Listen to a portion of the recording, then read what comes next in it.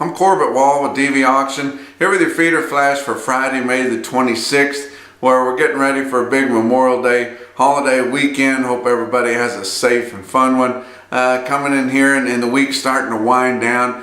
And we don't completely have all of our business done. Could probably sell a few more fats, but the fats are going to be slightly lower. You saw the board on Thursday pop back up, which really ended the week on a bright note there, because you still had some pretty high volume feeder cattle auctions on Thursday, and they sold really well. These feeder cattle are going to end the week higher than they did last week, and really recovered, because middle of the week they kind of hit a slump there and were actually lower than last week.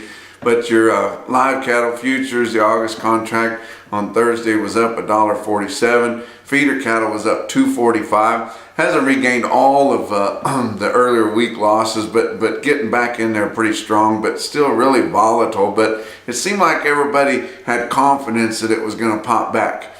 Although on Wednesday it was down hard, and some of your Wednesday sales were some lower, and people were getting a little bit scared that the board was going to take another dive for several days. But when it popped back on Thursday, that gave a lot of confidence. We had a few fat sell on Thursday. Of course, Wednesday the Southern Plains established their market at 132 there, and you saw not a whole lot of trade in the Northern Plains. We had some 130, 131. They had sold a few dressed at 208. Which was a couple bucks lower, but then we saw on Thursday sell some fats, and a few feed yards got to sell some fats at 210, and some of it 210 FOB are picked up, which that's a higher note really, not for the week but from earlier in the week, which ends things kind of on a bright note. Your actual dressed steer weights come out on Thursday. That's for the week ending May 13th.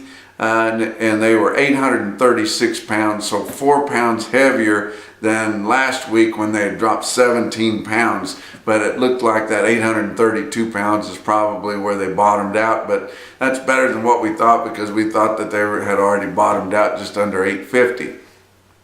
But you look at your real-time index on Beef Market Central there, late Thursday set at 142.85. That was $1.27 higher than the previous day, but up 15 cents for the week, which is good, because we had some big volume sales, including OKC West and El Reno on Wednesday, that sold cattle some lower. OKC West was steady to 3 lower, which was no wreck by any means. They had just kind of hit the bad timing. You never know. You stick with your day of the week, and they had really been lucking out all spring, having the highs for the week hit right on Wednesday when they sold their big yearlings, and first time they didn't sell or have a higher trend than most of the other sales.